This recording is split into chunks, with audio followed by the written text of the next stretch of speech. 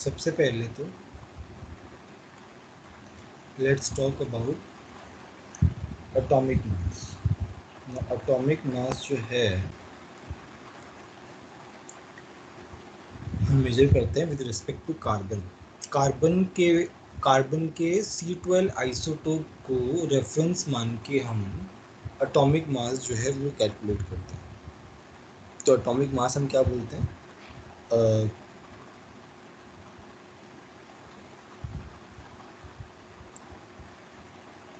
Mass of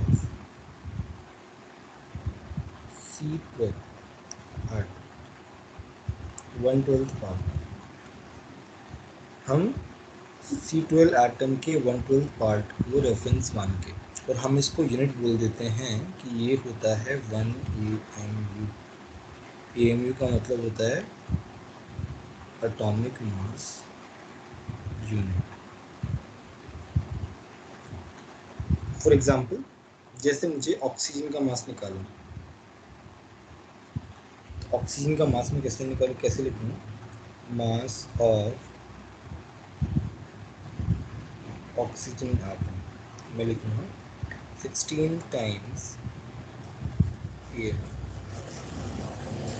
तो हम AMU जैसे हम किलोग्राम, ग्राम एक यूनिट ले रहे हैं मास की, वैसे ही एटॉमिक मास का यूनिट क्या होता है? एटॉमिक मास यूनिट, और वो होता है 1/12 of mass of C12 atom. तो वो होता है 16 times of AMU। So like that we can find out mass of each atom. Modern theory में हम लोग लेते हैं रिलेटिव एटॉमिक मास।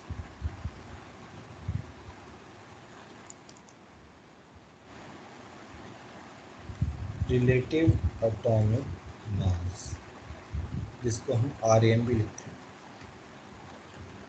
तो वो होता है मास ऑफ एनी एटम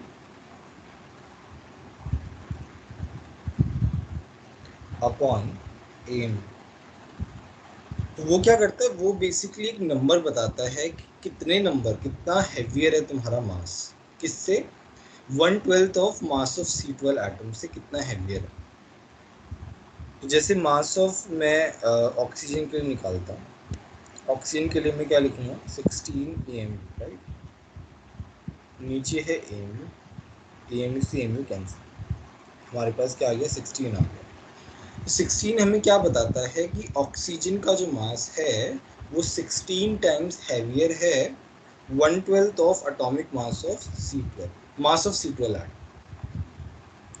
ये एक रिलेटिव नंबर देता है हमको, और हम वो लिखते हैं। तो कोई भी तुम्हारा जो एटॉमिक मास का जो टेबल है उसमें ऐसे नंबर लिखे रहते हैं, जैसे ऑक्सीजन का 16, नाइट्रोजन का 14। कभी भी उसके आगे यूनिट नहीं लिखी रहती। क्यों?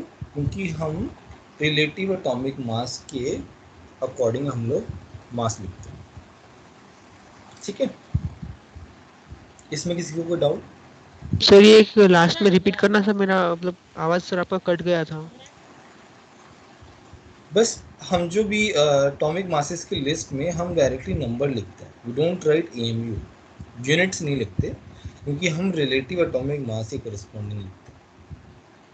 ठीक है, वो रिलेटिव बताता है कितना हैवियर है तुम्हारा एटम। ठीक है, ओके सर।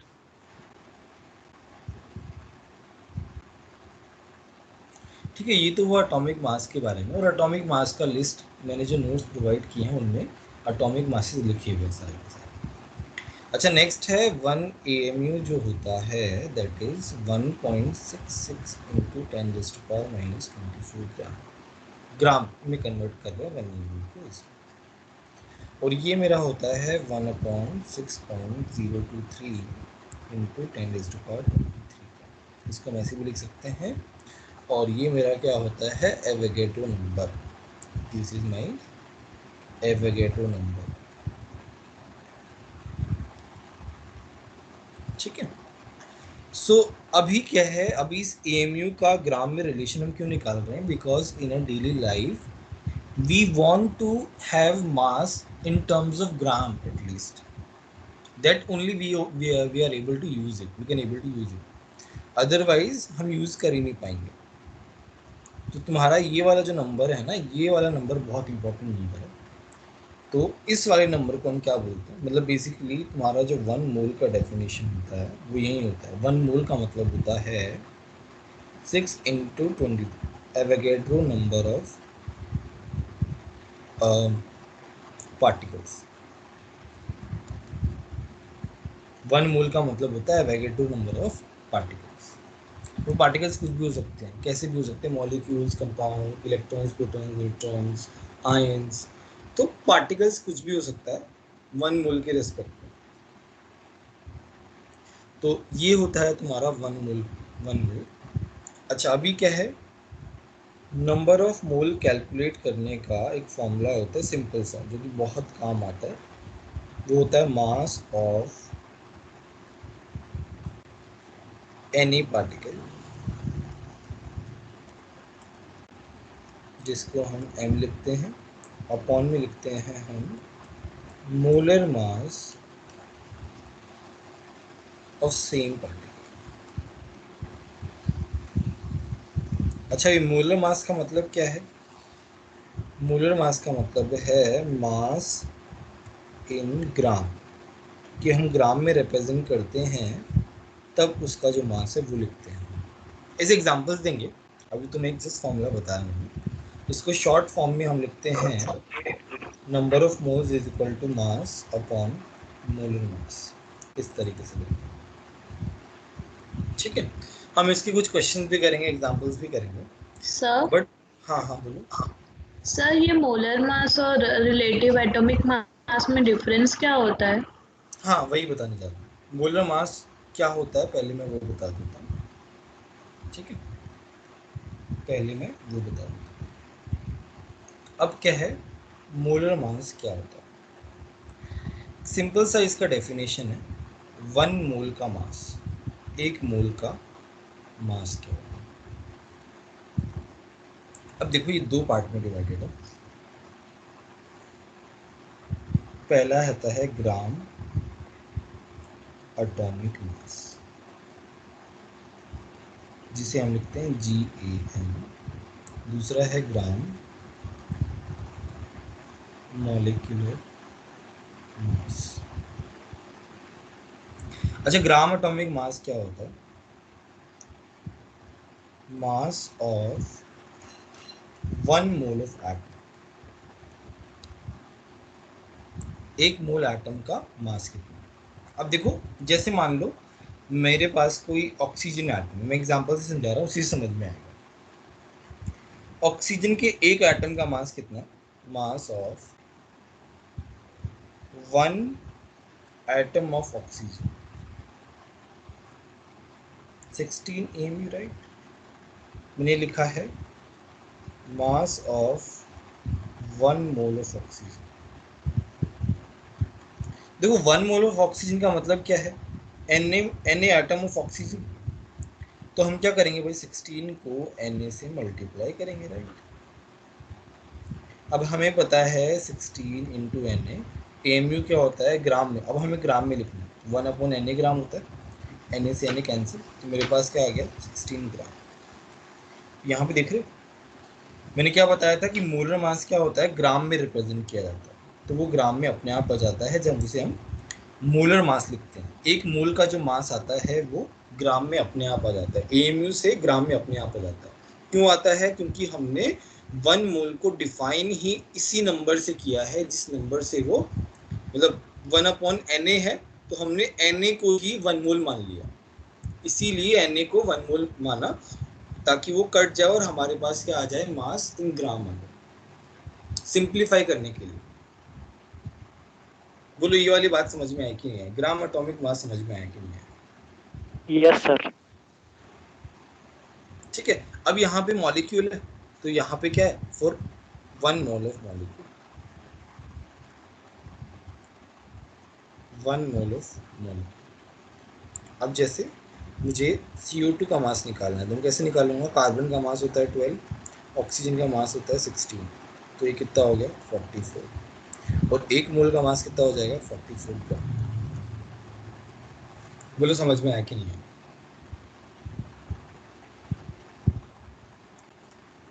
किसी को डाउट है क्या अभी तक? चलो हम कुछ क्वेश्चन। No sir. हाँ हाँ बोलो। सर ये जो 44 ग्राम आया वो एक मोल का मास है या फिर नहीं नहीं, ऑब्वियसली ऑब्वियसली ग्राम में आया है तो वो एक मोल का ही होगा, है ना। हम एक मोल के मास को ही हम लोग बोल रहे हैं, मोलर मास ही हम लिखते हैं मोल। जब भी हम मोल्स कैलकुलेट करते हैं तो we write in molar mass only, we write in gram only.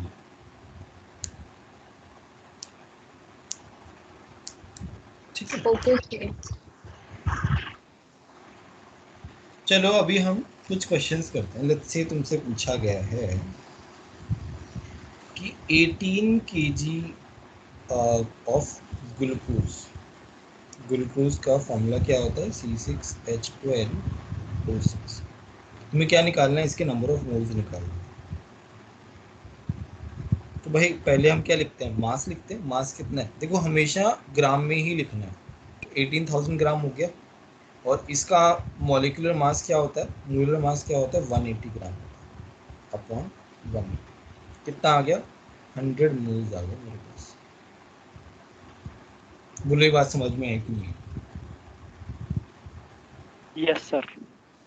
ठीक है, अब मैं लिख रहा हूँ नंबर ऑफ मॉलिक्यूल्स।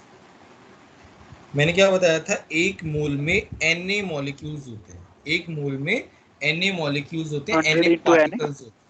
तो नंबर ऑफ मॉलिक्यूल्स हो जाएगा 100 इंटू एन। अब आता है नंबर ऑफ कार्बन एटम्स, कि भाई कार्बन एटम्स कितने हैं।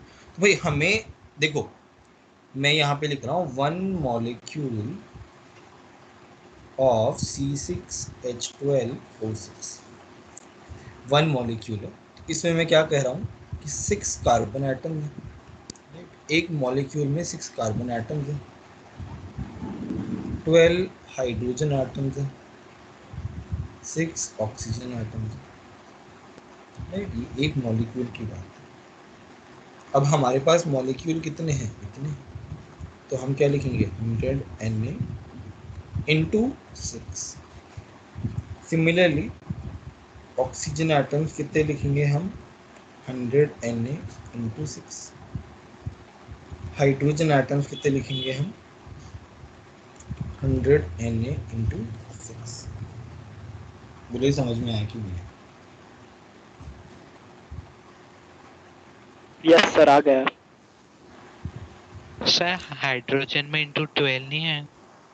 वही मैंने जानबूझ के गलती की थी। मैं देखता हूँ कौन देखना चाहता है। 12 आएगा ना, ऑब्वियसली यहाँ पे 12 है, तो यहाँ पे भी 12 आएगा।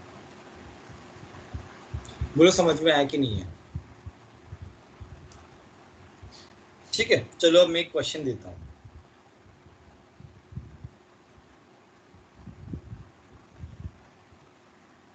तुम्हारे पास क्वेश्चन है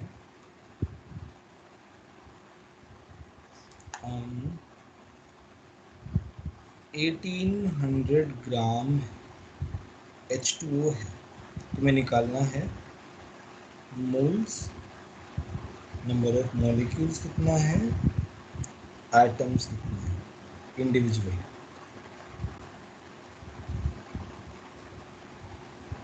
एंड टोटल एटम्स कितने हैं वो भी निकालो। फटाफट निकालो, 1 मिनट का टाइम दिया है मैंने।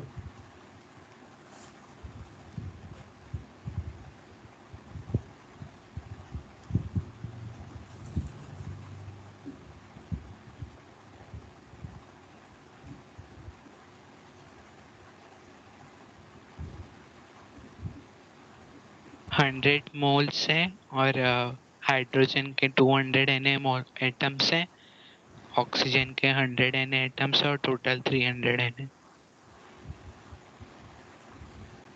यस सर यही आया। So yes sir. सिंपल है, 1800 और H2O का मास कितना होता है, 100 मोल्स आ गए। मॉलिक्यूल्स कितने आएंगे, 100 इंटू Na। कार्बन एटम्स कितने आएंगे, सॉरी कार्बन नहीं, हाइड्रोजन एटम्स कितने आएंगे, 2 इंटू 100 इंटू Na। ऑक्सीजन कितने आएंगे, 1 इंटू 100 इंटू Na। टोटल कितने हो गए, 3 इंटू 100 इंटू N। सिंपल है, बोलो किसी को डाउट है?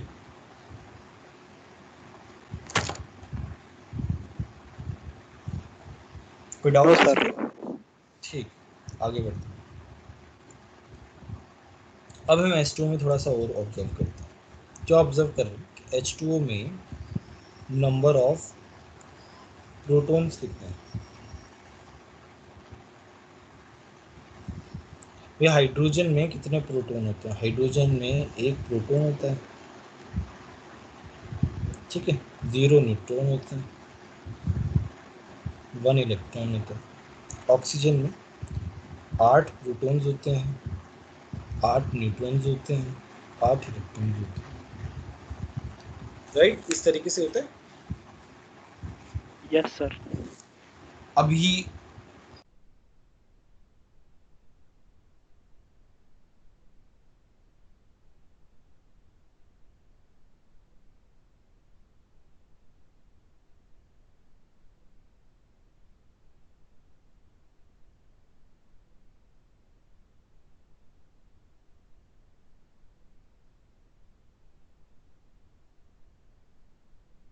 सर आपकी आवाज नहीं आ रही।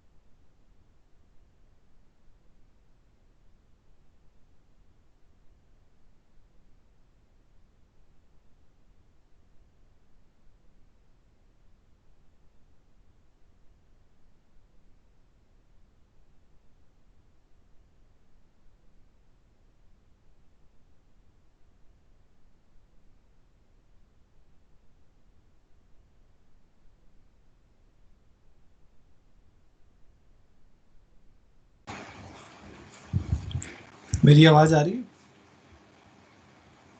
Yes sir. Yes sir.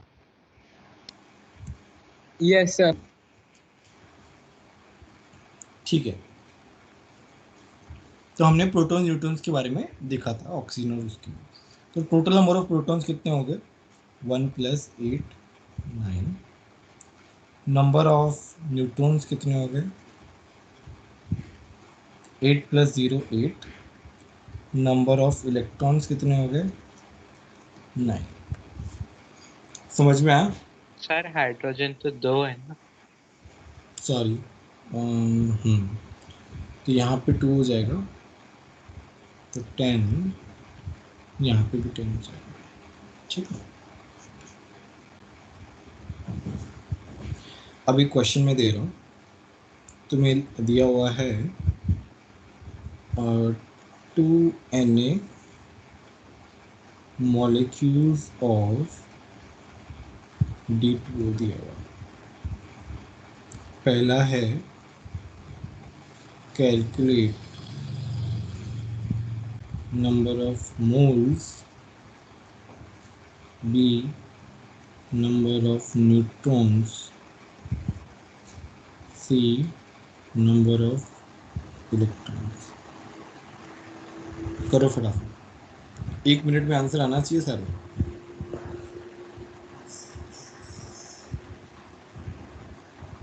Sir D hydrogen का आइसोटोप है ना? हाँ हाँ, डी हाइड्रोजन का आइसोटोप है।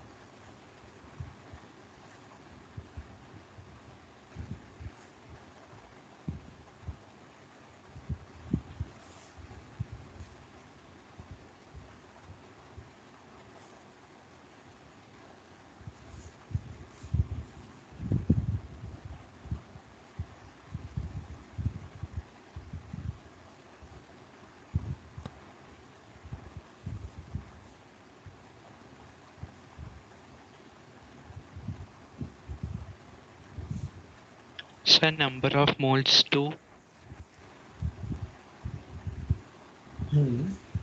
ठीक है।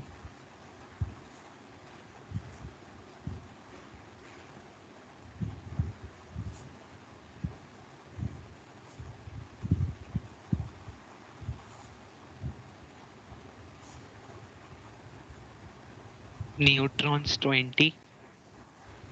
दिखने पड़ेंगे। हाँ, इनको दिख जाएगा। 20 तो नहीं आएगा, मोल्स भी तो है।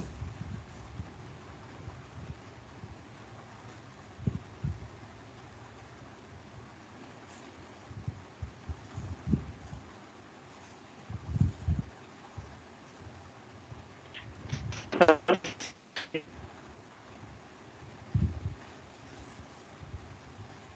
20 Na। एन से मल्टीप्लाई करना पड़ेगा इनको। देखो यहाँ पे 2Na का मतलब, 2Na मॉलिक्यूल का मतलब क्या है? 2 मोल D2 है मेरे पास, ये तो 2 आ गया। देखो ड्यूटेरियम में एक न्यूट्रॉन होता है, ठीक है? तो मेरे पास 2 ड्यूटेरियम के न्यूट्रॉन हो गए, प्लस 8 मेरे पास ऑक्सीजन के हो गए, और यहाँ पे 2 मोल है ना, 2Na मॉलिक्यूल्स हैं, 2Na से मल्टीप्लाई करना पड़ेगा, तो मेरे पास कितने हो गए? 20Na। इलेक्ट्रॉन्स जो हैं वो भी सेम हो जाएंगे, क्योंकि मेरे इलेक्ट्रॉन्स भी ड्यूटेरियम में 1 और ऑक्सीजन में 8 होते हैं, तो वो भी कितने हो जाएगा? 20Na हो जाएगा। बोलो किसी को डाउट है? किसी को डाउट है तो बता दो।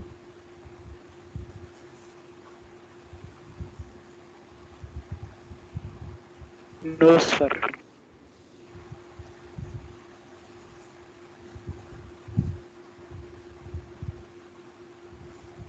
ठीक है,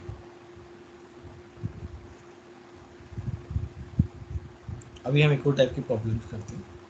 जैसे तुम्हारे पास है 1 मोल Na प्लस आयन, ठीक है? तो अब इस पे 1Na प्लस आयन में कितना चार्ज है? एक चार्ज है, और एक चार्ज को हम कैसे रिप्रेजेंट करते हैं? 1.6 इंटू 10⁻⁻⁹ एक आयन में। तो 1 मोल में कितना चार्ज होगा? 1 मोल Na प्लस में 1.6 into 10⁻⁻⁹ into Na। Into n, right? तो ये जो नंबर होता है जब हम इससे मल्टीप्लाई करते हैं तो ये होता है 965,002, और इसको हम बोलते हैं 1 फैराड।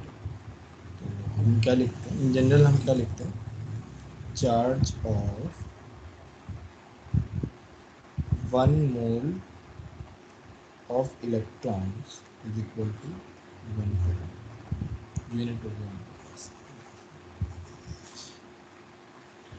ठीक है? अब तुम्हें निकालना है चार्ज, निकालना है on 1.5 mole of Al3 plus.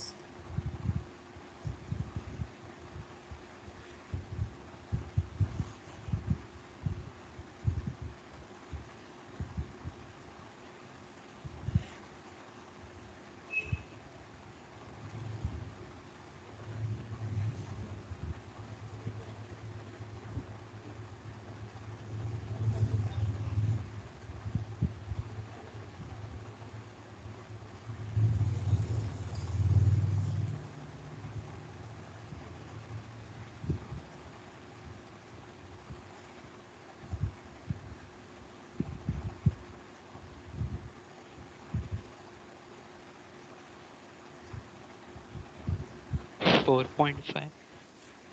चलो देखते हैं। तो यहाँ पे देखो 1 Al+3 में कितना चार्ज है, 3 इंटू 1.6 इंटू 10⁻⁻90। 1 मोल में कितना हो जाएगा, 3 इंटू 1.6 इंटू 10⁻⁻19 इंटू 100। और 1.5 में कितना हो जाएगा, जैसे मैं यहाँ पे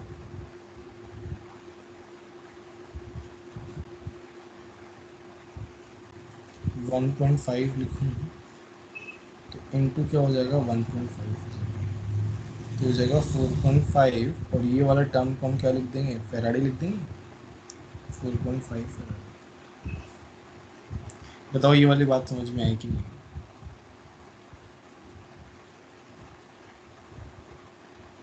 बोलो किसी को डाउट है क्या?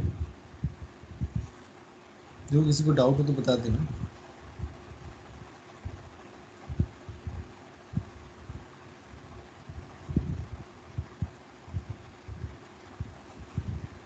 ठीक है, ठीक, चलो हम आगे बढ़ते हैं। अच्छा, अभी आता है हमारा एवोगैड्रोस लॉ। ये हमने उसमें स्टेट्स ऑफ मेटल्स में ही पढ़ा है, एवोगैड्रोस लॉ। एवोगैड्रोस लॉ क्या कहता है कि volume directly proportional to number of moles होता है if pressure and temperature are constant, right. ये हमने पढ़ा। और यहाँ से जब हम ये इस लॉ को थोड़ा सा आगे बढ़ाते हैं, PV = nRT लगाते हैं और उससे देखते हैं, तो हम क्या बोलते हैं कि 1 मोल gas occupies 22.4 liter volume at STP और NTP। ठीक है, तो 1 मोल गैस जो है उसका वॉल्यूम इतना होगा STP और NTP। अच्छा, STP और NTP क्या होता है, 1 atm प्रेशर होता है और 273 केल्विन रहता है। ठीक है, तो अब हम जैसे हमें निकालना है 5 मोल O2 एट STP लिखा हुआ, तुमको वॉल्यूम निकालना तो कितना आएगा, 5 इंटू 22.4। एक मोल में इतना होता है तो 5 में कितना होगा, इतना हो जाएगा।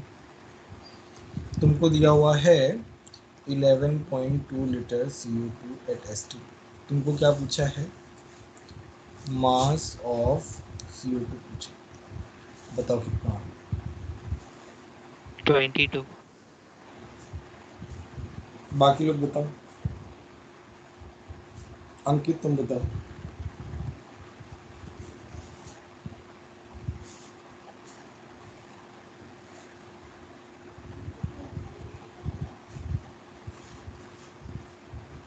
पता नहीं सर, नहीं पता चला सर। देखो 22.4 लीटर में क्या रहता है, 1 मोल रहता है, 1 मोल CO2 रहता है, राइट।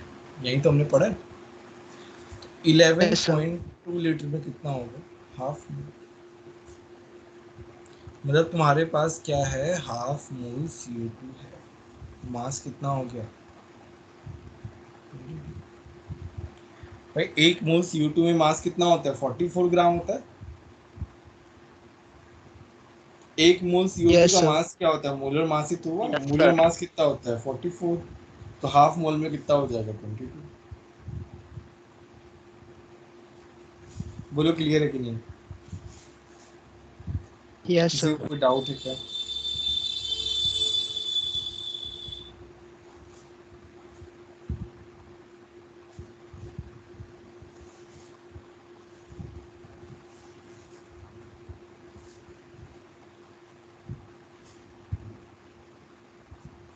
तुमको दिया हुआ है, चलो एक और क्वेश्चन करते हैं। 5.6 litre O2 gas at NT, ठीक है। तो तुमको पूछा है इसमें नंबर ऑफ एटम्स कितने, ये बताओ।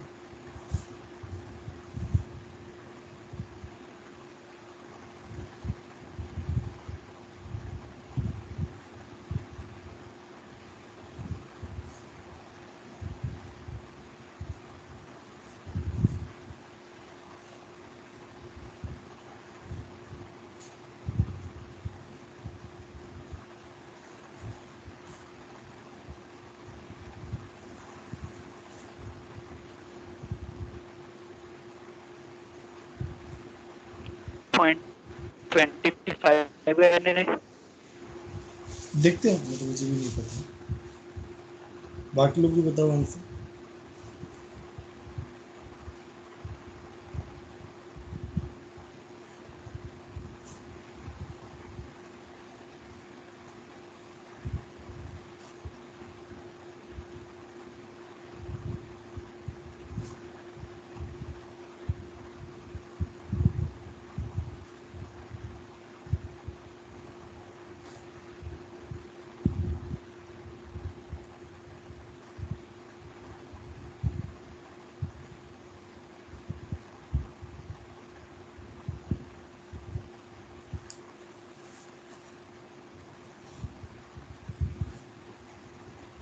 One by two Na।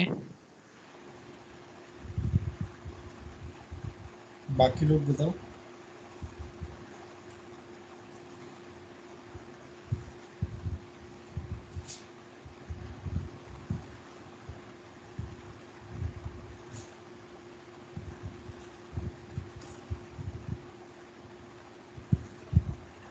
चलो हम सॉल्व करते हैं।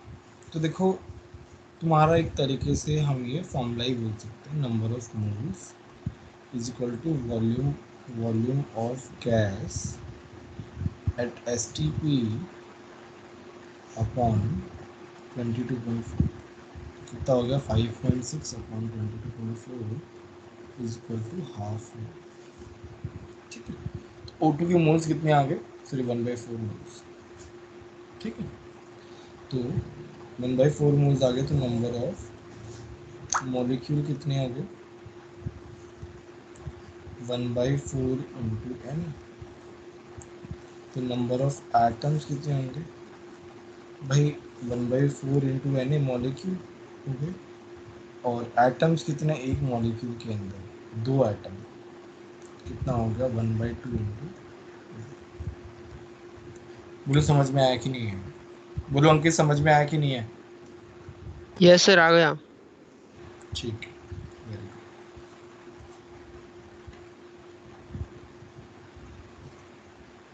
चलो हम आगे बढ़ते हैं। नेक्स्ट आता है हमारा average atomic mass.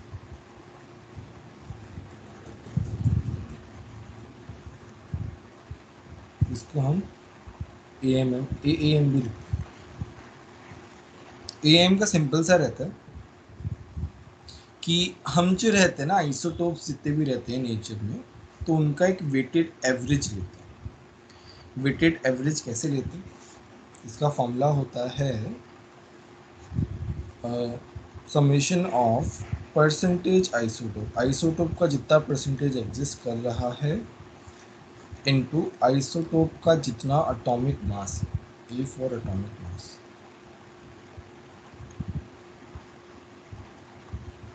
Upon percentage isotope. For example, जैसे एग्जाम्पल से ज़्यादा अच्छे समझ में आएगा, मैं बोल रहा हूँ कि मेरे पास बोरोन है जो B10 और B11 में एग्जिस्ट करता है। इसका 20% है, इसका 80% है। तो मैं कैसे लिखूँगा? AM इसके लिए मैं लिखूँगा भाई 20% है और उसका तो 10 एटॉमिक मास है, प्लस 80 वाले का 11 अपॉन टोटल कितना हो गया? 100। ये आ गया मेरे पास 10.8। बोलो समझ में आया कि नहीं? बोलो किसी को डाउट है क्या? सर आप एक बार देखो आइसोटोप का परसेंटेज नेचर में दिया हुआ 20, तो 20 इंटू 10 करना है प्लस 11 इंटू 80 करना है अपॉन 100 करना है। बोलो इतना सिंपल सा फॉर्मूला है, कुछ नहीं है फॉर्मूला में। सर हाँ सर सर अगर हमें बोरोन में जो 10 इलेक्ट्रॉन्स वाले हैं, अगर सर उसमें उन्हें पूछा होता तो सर हम कैसे करते? 20 × 10 अपॉन 20। ऐसे थोड़ी पूछेगा, खाली मिक्सचर सर का एक। पूछेगा ना यार, ओके सर। मिक्सचर का ही पूछेगा ना।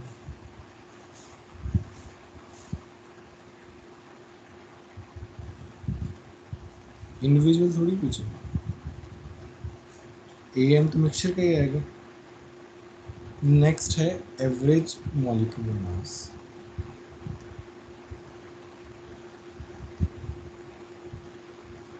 इसको हम बोलते हैं AMM।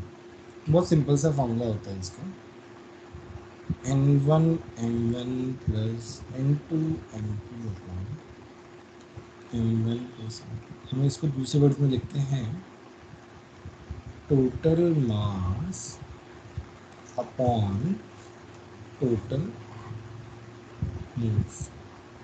देखो ये आता है हमारा मिक्सचर ऑफ गैसेस के लिए, गैसेस का जो मिक्सचर है उसके लिए हम निकालते हैं।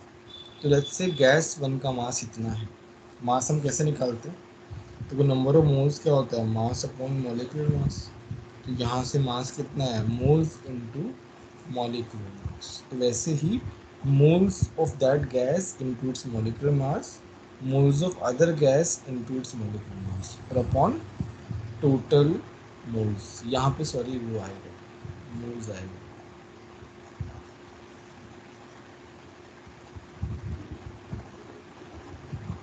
N1 plus N2। ठीक है, हम एक एग्जांपल लेते हैं। तो let's say you have mixture है N2O2 का, N2 2 मोल है और O2 3 मोल है। तो मैं इसका AMM कैसे कैलकुलेट करूँगा, ध्यान से देखिए।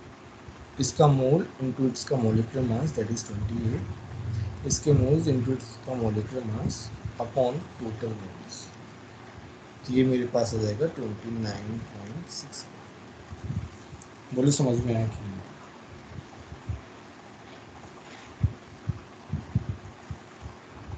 Yes, sir. Yes sir. बोलो किसी को डाउट है?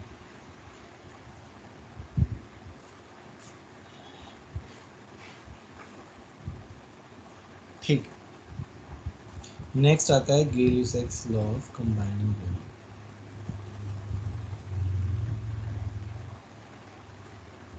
ये वो स्टेट्स ऑफ मैटर वाला नहीं है, ये अलग कॉन्सेप्ट है। तो जैसे तुम्हारे पास है H2 gas plus Cl2 gas converting into 2HCl gas. ठीक है, तो ये क्या है, इसका जो स्टोइकियोमेट्रिक कोएफिशिएंट है 1 है, ये 1 है, ये 2। तो जो स्टोइकियोमेट्रिक कोएफिशिएंट है उसी के रिस्पेक्ट में वॉल्यूम भी डिवाइडेड हो जाएगा। जैसे मान लो इसका मैंने 4 लीटर लिया, तो बताओ Cl2 कितना होगा, 4 लीटर। और बताओ HCl कितना होगा, 8 लीटर। 8 8 लीटर। लीटर। मैंने मान लो 5 लीटर लिया, तो ये भी 5 लीटर, ये 10 लीटर। 10 लीटर। बस इतना सिंपल सा गेलुसेक्स फ्लो है, और ये होता है गैसियस रिएक्शन के लिए। ठीक है, गैसियस रिएक्शन, इसमें सारे के सारे स्पीशीज गैसेस में जनरली उसके लिए यूज किया है।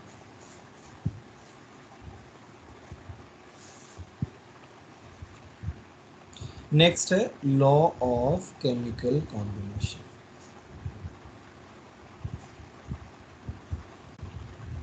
तो इसमें पहला लॉ है मेरा कंजर्वेशन ऑफ मास। सिंपल सा है, इसमें कुछ भी नहीं है। बस ये लॉ यही बोलता है कि जो मास है वो कंजर्व रहता है। मास ऑफ रिएक्टेंट्स, किसी भी केमिकल रिएक्शन की बात कर रहे हैं, equal to mass of products. For example you have reaction H2 plus half O2 converting into H2। तो यहाँ पे H2O का मास कितना है, 2 ग्राम। यहाँ पे हाफ इंटू 32 कितना होगा, 16 ग्राम। यहाँ पे 2 प्लस 16 18, यहाँ पे टोटल कितना हो गया 2 + 16, तो ये क्या होगा, इसके बराबर है। रिएक्टेंट का मास जो होगा वो प्रोडक्ट के मास के बराबर है, तो हम इसे क्या बोलते हैं, कंजर्वेशन ऑफ मास। बोलो क्लियर है? किसी को डाउट है तो बताओ।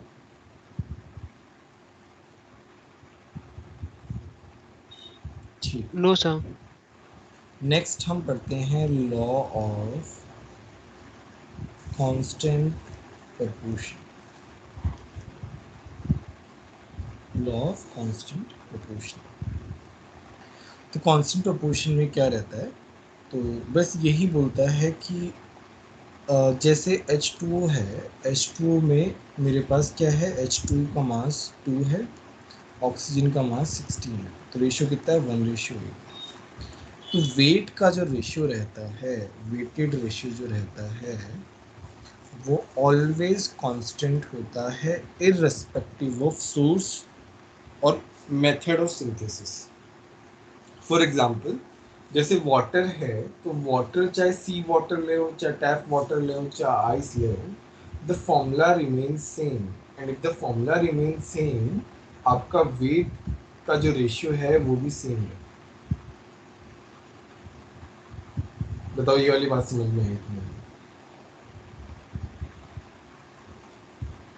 Yes sir. ठीक है, ये तुम्हारा होता है कांस्टेंट प्रोपोर्शन।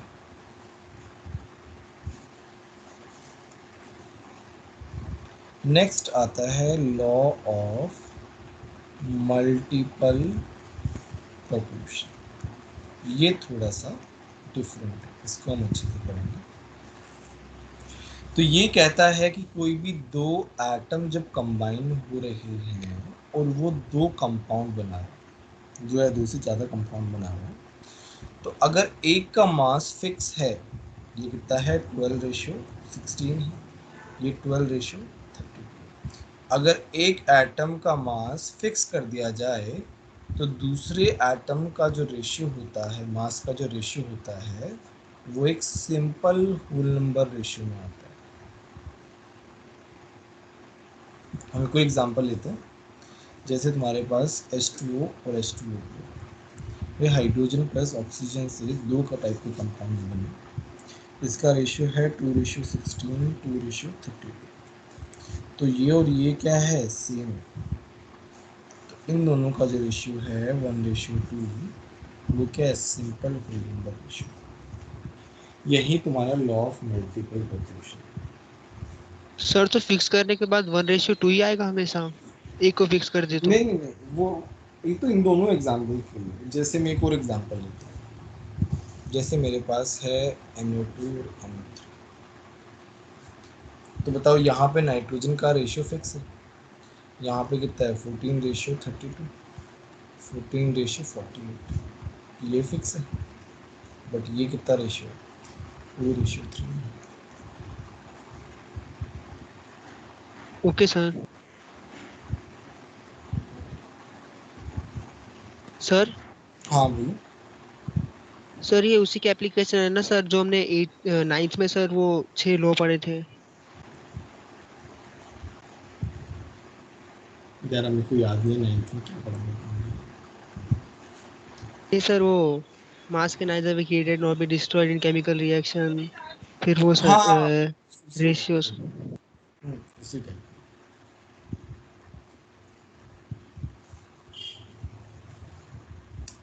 सर हाँ हाँ बोलिए। सर कांस्टेंट और मल्टीपल प्रोपोर्शन पे क्वेश्चंस कैसे आते हैं? कुछ नहीं, वो तुमको बोलेंगे which of the following formula, मतलब कौन सा example law of constant proportion पे वो कर रहा है, या फिर लॉ ऑफ मल्टीपल प्रोपोर्शन को होल्ड कर रहा है। जनरली ऐसे क्वेश्चन आते हैं, तो तुमको बस एग्जाम्पल देंगे। जैसे मान लो तुमको ऐसा एग्जाम्पल दे दिया CO+NO, ये तो इसमें क्या लॉ ऑफ मल्टीपल प्रोपोर्शन तो लगेगा ही नहीं ना। ऐसे वो चार ऑप्शन नहीं, सिंपल क्वेश्चन पूछते हैं इनको। नेक्स्ट है परसेंटेज कॉम्पोजिशन। तो परसेंटेज कॉम्पोजिशन क्या होता है, जैसे मान लो H2SO4 है, मुझे निकालना है परसेंटेज ऑफ सल्फर कितना है। तो सल्फर का मास कितना है 32, टोटल मास कितना 98 इंटू 100। परसेंटेज ऑफ हाइड्रोजन निकालना है 2/98 इंटू 100। परसेंटेज ऑफ ऑक्सीजन निकालना है तो ये हो गया आ जाएगा 64/98 इंटू 100। इस तरीके से हम सर हम परसेंटेज, इसे 98 से डिवाइड क्यों करते हैं? क्योंकि इसका मोलर मास कितना होता है 98 ओके H2SO4। सर। तो इंडिविजुअल जो मास है वो और टोटल मास जो है वो उससे डिवाइड करते हैं। क्लियर है सभी को? किसी को डाउट है तो बताओ। No. ठीक है, नेक्स्ट है वेपर डेंसिटी। वेपर डेंसिटी बहुत ही सिंपल है। वेपर डेंसिटी होता है molar mass of any volatile component. Volatile का मतलब पता है ना, जो जल्दी से उड़ जाए, बेसिकली जल्दी से जो evaporate गैस हो में जाए। कन्वर्ट होते हैं। मोलर मास और upon molar mass of H2 gas, तो ये हो जाएगा मोलर मास अपॉन, भाई ये H2 गैस का मोलर मास कितना होता है 2 होता है, ये मेरा वेपर डेंसिटी है। ठीक है, नेक्स्ट आता है empirical formula. Empirical and molecular formula. Molecular formula सभी को पता है क्या होता है, कि कोई भी मॉलिक्यूल के जो एटम्स हैं उनका जो एग्जैक्ट नंबर होता है वो बताता है molecular formula. Where is empirical formula क्या होता है, simplest form of molecular formula. For example, you have C6H12O6, glucose है, ये तो इसका क्या है मॉलिक्यूलर फॉर्मूला है। एम्पिरिकल फॉर्मूला क्या होगा, CH2, 6 से डिवाइड कर दिया हमने, सिंप्लीफाई हो गया। तो इसी सिंप्लीफिकेशन फॉर्मूला को हम क्या बोलते हैं, एम्पिरिकल फॉर्मूला। हम क्या लिखते हैं, empirical formula into n is equal to molecular formula। तो हो जाएगा, हम इसको ऐसे भी लिख सकते हैं, empirical mass into n is equal to molecular formula। बोलो ये वाली बात समझ में आई कि नहीं? Yes. ठीक है, हम एक क्वेश्चन करते हैं, कैसे इसके क्वेश्चन सॉल्व होते हैं। एक सिंपल सेट मेथड है एम्पिरिकल फॉर्मूला निकालने का। तुमको दिया हुआ है सोडियम जो है वो 43.4% है, कार्बन जो है वो 11.3% है, ऑक्सीजन जो है वो 45.3%। तुम्हें एम्पिरिकल फॉर्मूला निकालना है। ध्यान रखना एक सिंपल सा मेथड होता है, सबसे पहले टेबल बनाना है, Na, कार्बन, ऑक्सीजन, उसके बाद इसका परसेंटेज कंपोजिशन का लिखना है उनके सामने। ठीक है, उसके बाद एटॉमिक वेट लिखना है। सोडियम का 23 होता है, कार्बन का 12 होता है, ऑक्सीजन का 16 होता है। फिर तुम्हें मोल्स निकालना। देखो जो परसेंटेज दिया हुआ है वहीं तुमको मास कंसीडर करना है। जो परसेंटेज दिया हुआ होता है उसी को तुमको क्या करना है, मास कंसीडर करना है। तो मोल कितना हो जाएगा 43.4/100, ये आएगा 1.887। 11.3/12 0.94, 45.3/16 2.8। बोलो यहाँ तक कोई डाउट है क्या किसी को? No sir. मोल्स आ गए। अब मुझे क्या करना है, सिंपलेस्ट रेशियो लेना है। मुझे क्या लेना है, सिंपलेस्ट रेशियो लेना है। तो मैं क्या करूँगा, जो सबसे छोटा नंबर होगा उससे डिवाइड कर दूँगा। कितना आ गया, से डिवाइड कर दी और यहाँ पे ये डिवाइड कर। तो मेरे पास फॉर्मूला क्या आ गया, Na2CO, ये मेरा क्या आ गया, एम्पिरिकल फॉर्मूला। इस तरीके से सेट मेथड होता है एम्पिरिकल फॉर्मूला निकालने का। बोलो समझ में आया कि नहीं, कोई डाउट हो तो बता दो। सर वो हमने डिवाइड किया लास्ट में, वो सर एक स्टेप बताइए ना। देखो हम क्या करते हैं, सिंप्लीफाई करते हैं। जो तुम्हारे रिलेटिव नंबर ऑफ मोल्स आ रहे हैं उनमें हम क्या करते हैं, सिंप्लीफाई करने के लिए, रेशियो लेने के लिए हम क्या करते हैं, सबसे छोटे वाले नंबर से डिवाइड करते हैं। तो 1.887, 0.94, 2.8 में सबसे छोटा नंबर कौन सा है, 0.94। जो 0.94 से पूरे को डिवाइड कर दिया सभी को। तो सोडियम के कितने आए, 2 आया, कार्बन का 1 आया और ऑक्सीजन का 3 आया। तो हमारा एम्पिरिकल फॉर्मूला क्या हो गया, Na2CO3। Okay sir. सर तो इसका मॉलिक्यूलर फॉर्मूला क्या होगा?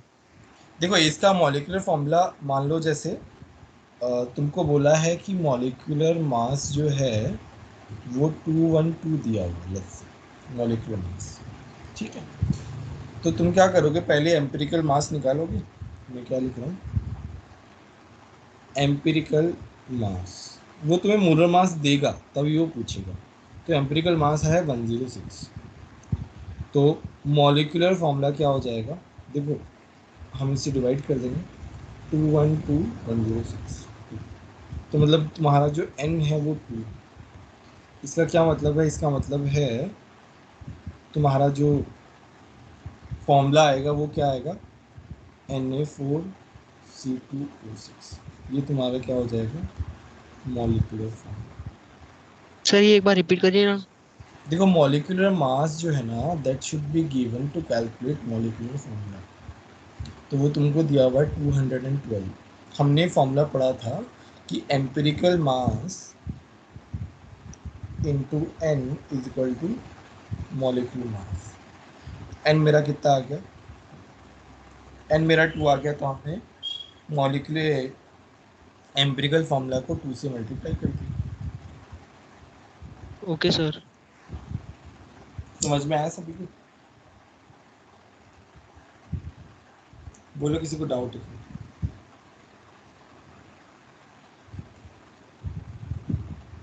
ठीक है,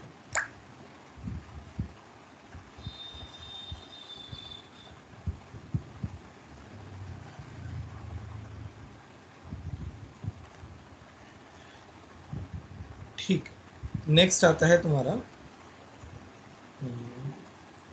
स्टोइकियोमेट्री।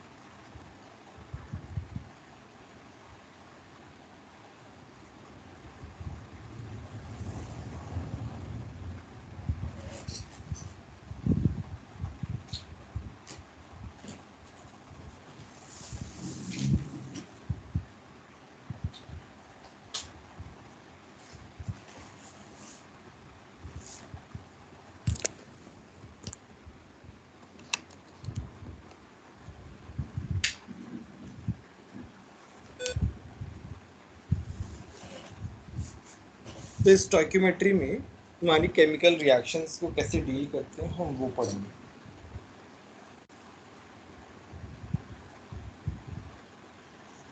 ठीक है। अच्छा, स्टोइकियोमेट्री में जैसे तुम्हारी एक रिएक्शन है N2 plus 3H2 converting into, ठीक है। Now this is our chemical reaction. तो इस केमिकल रिएक्शन का मतलब क्या है, सिंपल मतलब है कि 1 मोल N2 जो है reacts with 3 moles of H2 and produces 2 mole of NH3। देखिए this is simplest meaning of a reaction. But ये जो रिएक्शन जो मैंने 1 मोल 3 मोल और 2 मोल, ये एक आइडियल केसेस के लिए लिखा है। ये क्या है, हम आइडियल केस मान के चलते हैं। बट एक जनरल केस जब हम कंसीडर करेंगे ना, तब हम लिखेंगे कि ये 1:3:2 है। These are just stoichiometric ratio. These are just stoichiometric ratio. इसी रेशियो में रहना चाहिए। अब मैं पहले बात कर रहा हूँ कंप्लीट रिएक्शंस की। कंप्लीट रिएक्शन का क्या मतलब है? कंप्लीट रिएक्शन का मतलब है नो रिएक्टेंट्स लेफ्ट। भाई कोई भी रिएक्टेंट बचा ही नहीं। ऐसा कब होगा? जब हमारा स्टोइक्योमेट्रिक रेशियो मेंटेन रहेगा, तभी होगा। फॉर एग्जांपल, जैसे तुमको बोला है कंप्लीट रिएक्शन है, N2 के कितने मोल्स हैं? N2 के 5 मोल। तो बताओ H2 के कितने मोल होंगे? 15 मोल होंगे। NH3 के कितने मोल होंगे? 10 मोल। तो ऐसी जो रिएक्शंस होती है ना, वो क्या होती है? कंप्लीट रिएक्शन रहती है, जिसमें नंबर ऑफ मोल्स स्टोइक्योमेट्रिक रेशियो के बराबर होती है। बोलो ये वाली बात समझ में आई कि नहीं? Yes sir. और जब ये रेशियो बिगड़ जाता है, मतलब ये रेशियो जब नहीं होता है, तब फिर वो रिएक्शन कंप्लीट नहीं होता। तब फिर हमारा कॉन्सेप्ट आता है लिमिटिंग रिएजेंट का। किसका कॉन्सेप्ट आता है? Limiting reagent. Limiting reagents. मतलब लिमिटिंग रिएजेंट का मतलब क्या है? सिंपल सा मतलब है रिएक्टेंट which consumes 100%। ठीक है, जो 100% कंज्यूम हो जाए उसको हम बोलते हैं लिमिटिंग रिएजेंट। नाउ नेक्स्ट हमारा प्रॉब्लम है हाउ टू फाइंड LR। तो मेरे पास रिएक्शन है, सिंपल रिएक्शन दे रहा हूँ, H2 gas plus Cl2 gas converted into 2HCl gas. मेरे को दिया हुआ है कि इसके 1 मोल है और इसका 2 मोल। तो इसका क्या मतलब है कि ये जो है स्टोइक्योमेट्रिक रेशियो मेंटेन नहीं कर रहा। इसका मतलब क्या है? ये कंप्लीट रिएक्शन नहीं है। कंप्लीट रिएक्शन नहीं है तो there will be limiting reagent, there will be a reactant which is consumed 100%. तो how to find that reagent, कैसे फाइंड आउट करें? तो उसके लिए हम छोटा सा ट्रिक है। वो ट्रिक क्या है कि हम जो नंबर ऑफ मोल दिया हुआ है उसको स्टोइक्योमेट्रिक कोफिशिएंट से डिवाइड करते हैं। जो नंबर ऑफ मोल दिया हुआ उसको स्टोइक्योमेट्रिक कोफिशिएंट से डिवाइड करते हैं, और जो छोटा नंबर आता है वो हमारा क्या होता है? Limiting reagent. ये मेरा क्या होगा? Limiting reagent. अगर ये लिमिटिंग रिएजेंट है तो हम इसको क्या बोलेंगे कि ये एक्सेस रिएजेंट है। कौन सा रिएजेंट है? Access reagent. बताओ ये वाली बात समझ में आई कि नहीं? Yes sir. Yes sir. ठीक है। अब क्या है, हमें H2 लिमिटिंग रिएजेंट पता चल गया। तो जैसे ही लिमिटिंग रिएजेंट पता चला, तो अब जो जो भी कैलकुलेशन होंगी सब लिमिटिंग रिएजेंट के कॉरस्पॉन्डिंग होंगी, क्योंकि वो कंप्लीटली कंज्यूम होगा। इसीलिए सारे की सारी calculations will be based on number of moles of limiting reagent. तो मैं क्या लिखूंगा? Moles of HCl। तो मोल्स ऑफ HCl हम कैसे निकालेंगे कि भाई इनका रेशियो कितना है?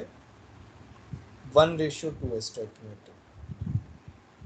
ठीक है, तो जिस स्टोइक्योमेट्रिक रेशियो में है उसी रेशियो में मोल्स ऑफ HCl होंगे। अगर इसके 1 मोल हैं तो HCl के कितने मोल्स होंगे? बताओ ये वाली बात समझ में आई कि नहीं?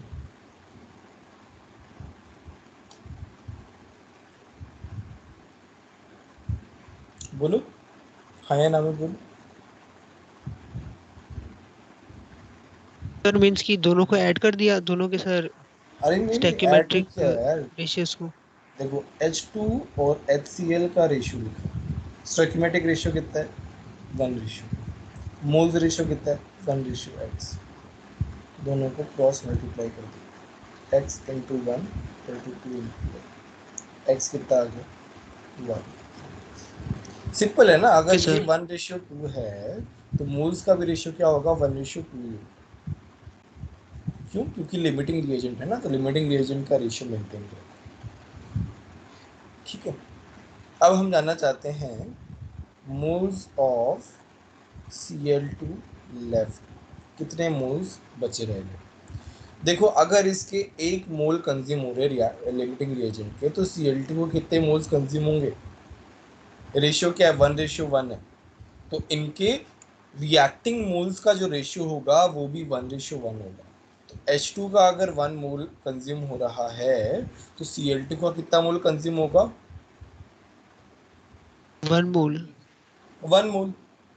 ऑब्वियसली रेशियो मेंटेन रहना चाहिए, तो 2 मोल उसके टोटल हैं, 1 मोल कंज्यूम हो रहा है, इसका मतलब 1 मोल जो है वो लेफ्ट होगा। बताओ ये वाली बात समझ में आई कि नहीं? Yes sir. एक और एग्जांपल करते हैं। तो you have N2 plus 3H2 converting into 2N3। तुमको दिया है कि ये 9 मोल्स हैं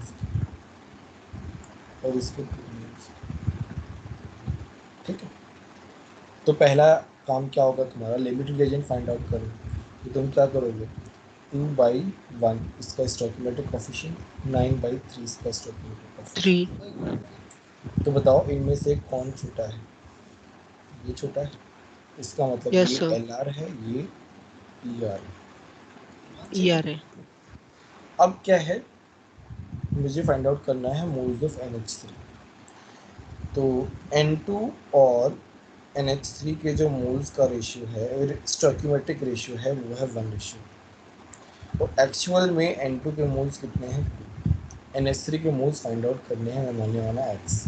हमेशा इस तरीके से करोगे ना तो फटाफट आंसर हो जाएगा। तो क्रॉस मल्टीप्लाई करते हैं, कितना आ गया 1x is equal to 4, x कितना आ गया, तो मतलब NH3 के मोल्स कितने आ गए 4। 4 मोल्स। अब हमें फाइंड आउट करना है H2 के मोल्स कितने रिएक्ट किए, तो N2 versus H2 reacted moles. Reacted moles के सर लिए ही हम 6। रेशियो बराबर कर सकते हैं। देखते हैं, तो ये N2 के रेशियो कितना है 1:3 और N2 के मोल्स कितने हैं, इसके मैंने बाई, तो y कितना हो गया 6। इसका मतलब H2 के 6 मोल्स रिएक्ट करेंगे, तो मैं क्या लिखूँगा मोल्स ऑफ H2 लेफ्ट कितना हो गया 9 - 6। बोलो समझ में आया कि नहीं, बोलो किसी को डाउट है। सर हमें क्वेश्चन में रिएक्शन हमेशा दिया होगा। मोस्ट ऑफ द टाइम दिया होगा। सर हाँ सर इसे ऐसे भी तो फाइंड कर सकते हैं ना कि सर H2 का स्टैक्योमेट्रिक रेशियो सर 9/2 से आएगा 3। तो सर इसका मतलब है कि सर उसमें सर जो 3 है वो कंप्लीट सर रिएक्शन करने वाले हैं, और उससे बाकी के जो बचेंगे सर वो हमारे रिएक्टेड होंगे, मतलब सर ऐसे सर 3 बच जाएंगे और बाकी सब सर रिएक्ट हो जाएंगे। हाँ ऐसे ही बोल सकते,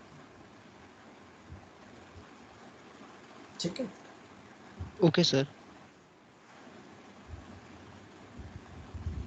नेक्स्ट हम पढ़ते हैं सॉल्यूशंस। तो सॉल्यूशंस में जैसे तुम्हारा सॉल्यूट प्लस सॉल्वेंट क्या होता है, सॉल्यूशन होता है, राइट। सॉल्यूट क्या होता है, स्मॉल अमाउंट में होता है, इतना सॉल्यूट का आइडिया होगा आई गेस, और सॉल्वेंट जो है वो एक्सेस में होता है, जैसे for example NaCl plus water. तो NaCl को जब वाटर में डालते हैं तो NaCl क्या होगा, सॉल्यूट होगा, बहुत कम अमाउंट में होता है, और वाटर जो है वो एक्सेस अमाउंट में होता है, ये क्या होगा, सॉल्वेंट होता है। तो अब हमारा टर्म है जो हम डिफाइन कर रहे हैं, दैट इज कॉन्सेंट्रेशन। कॉन्सेंट्रेशन का मतलब क्या होता है, कॉन्सेंट्रेशन का मतलब बहुत सिंपल होता है, amount of solute in solution, solution में कितना अमाउंट है। अब वो अमाउंट हम कैसे भी मेजर कर सकते हैं, मोल से मेजर कर सकते हैं, मास से कर सकते हैं, वॉल्यूम से कर सकते हैं, there are so many methods to evaluate that basically. ठीक है, तो हमारा पहला टर्म है molarity, which is very very important. तो मोलैरिटी होता है moles of solute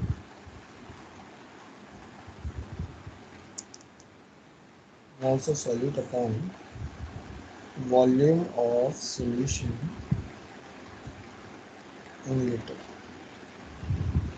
For example, you have been given 2 molar solution.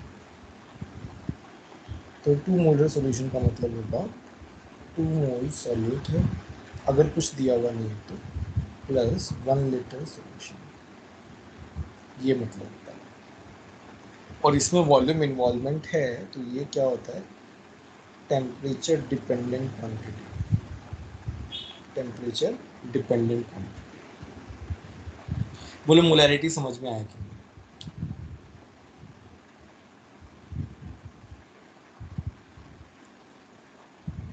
तो मोलैरिटी बहुत सिंपल है, सॉल्यूट के moles upon volume of solution in litre.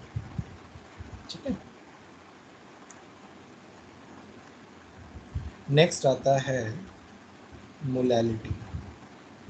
Molality को हम स्मॉल m से रिप्रेजेंट करते हैं, इसका फॉर्मूला होता है moles of solute upon mass of solvent in kg में हम लोग सॉल्वेंट का मास लेते हैं। For example, let's say you have given 20 gram NaOH in 100 gram water. ठीक है, तो हम मोलैलिटी कैसे निकालेंगे, मोल्स ऑफ सॉल्यूट कितना हो जाएगा 20 अपॉन NaOH का मोलर मास कितना होता है 40, तो ये तो हमारा आ गया moles of solute 20 upon 40। Mass of solvent कितना है 100 किलोग्राम में करेंगे तो इंटू 10⁻3, तो ये हो जाएगा half into 10 5 molality, 5 molar solution लिखेंगे से। बोलो समझ में आया कि नहीं, किसी को डाउट हो तो देखो बता दो। सभी को समझ में आया मोलैलिटी और मोलैरिटी में डिफरेंस। अच्छा, ये क्या होता है, यहाँ पे मास का इन्वॉल्वमेंट है, तो दिस इज टेम्परेचर इंडिपेंडेंट।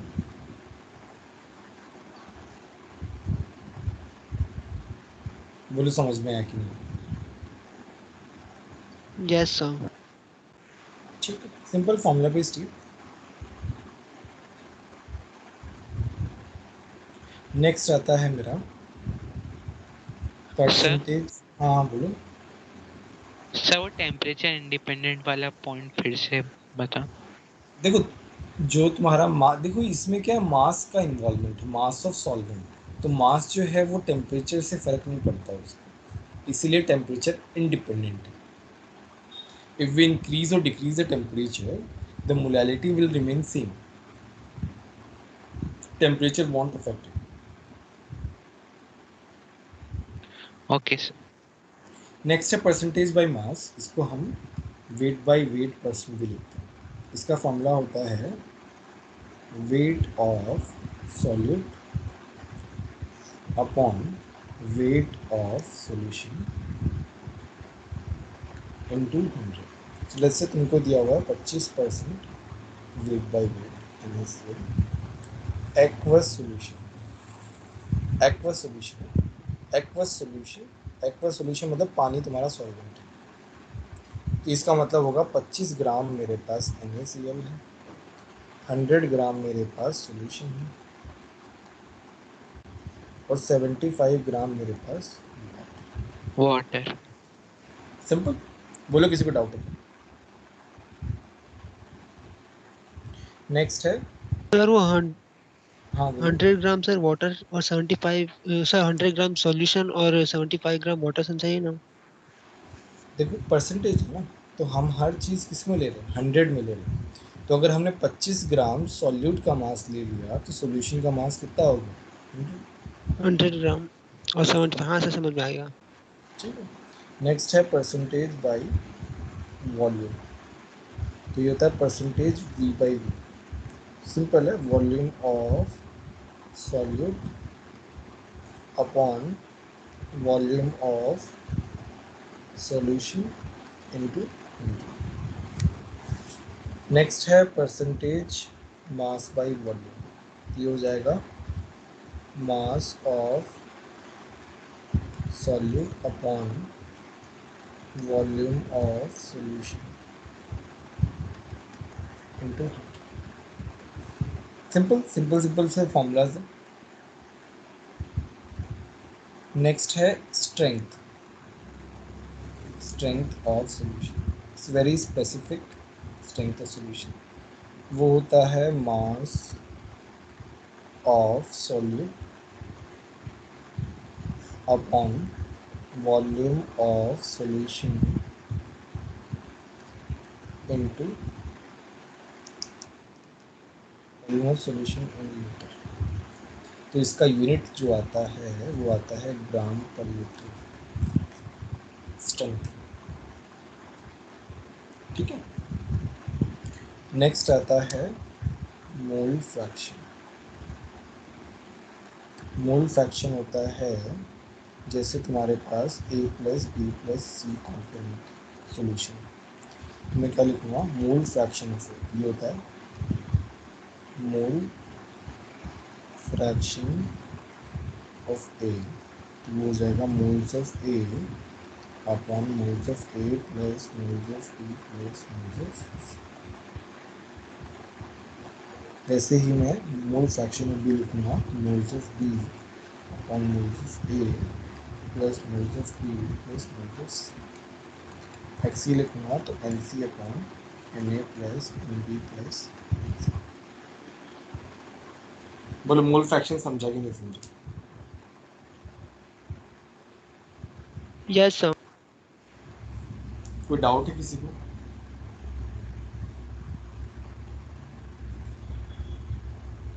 ठीक।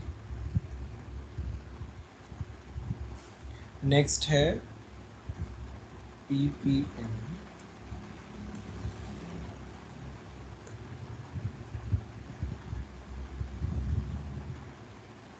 अच्छा, पीपीएम का मतलब होता है पार्ट्स पर मिलियन, होता है पार्ट्स पर मिलियन। तो ये हम यूज़ करते हैं जब बहुत ज़्यादा सॉल्वेंट हो और बहुत कम सॉल्वेंट हो, तो हम उसे मिलियंस में से। इसमें सिंपल सा फॉर्मूला है mass of solute in milligrams upon volume of solution in litre.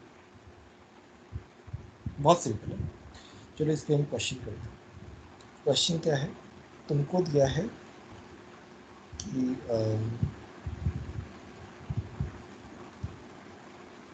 2 into 10⁻³ gram impurity है इन 2 लीटर सी वाटर। तो पीपीएम में तुम्हें कॉन्सेंट्रेशन निकालो।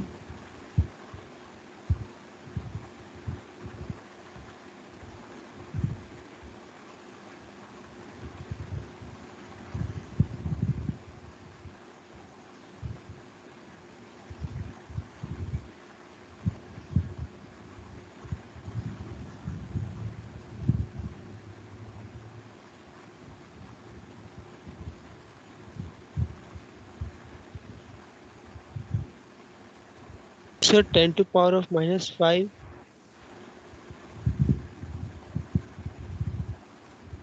बाकी लोग बताओ।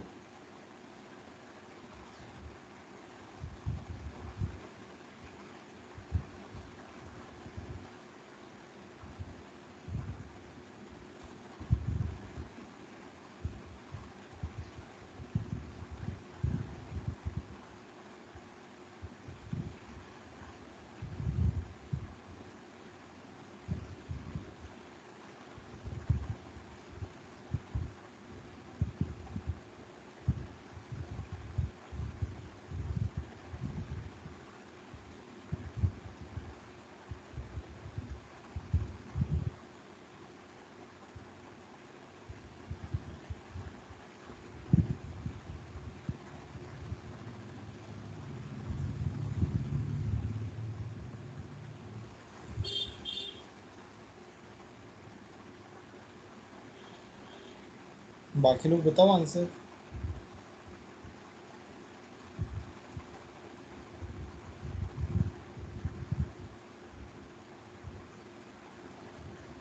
अमर,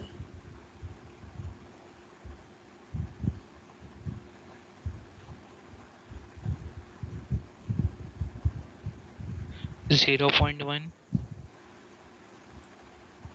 देखो तुम्हें जो मास बताना है, मास ऑफ सॉल्यूट, वो किसमें मिलीग्राम में बताना है।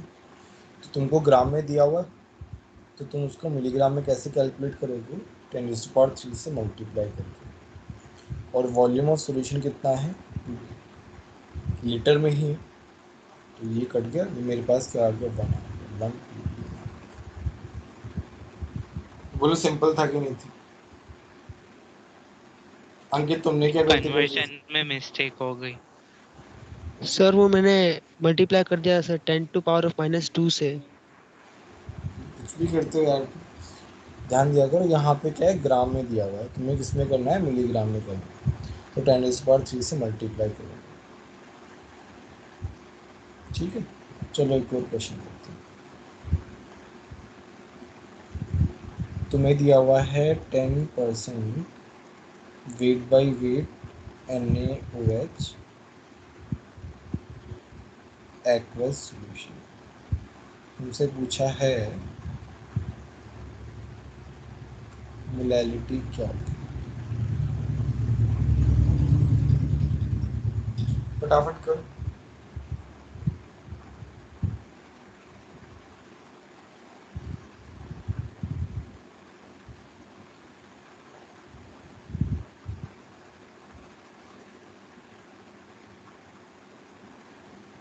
सब मोलैलिटी का फॉर्मूला एक बार फिर से repeat. Moles of solute upon mass of solvent in kg।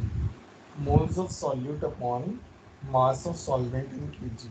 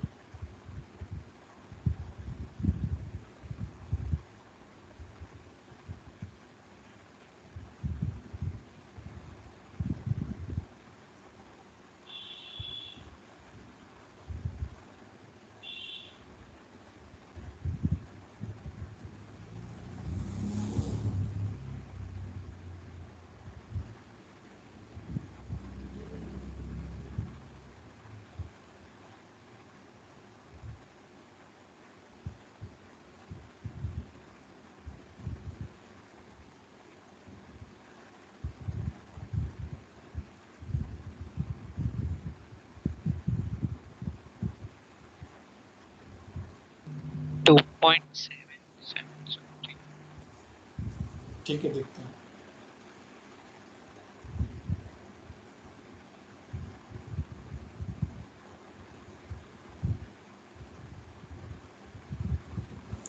ठीक है, तो यहाँ पे देखो, यहाँ पे 10% वेट बाय वेट का मतलब क्या है?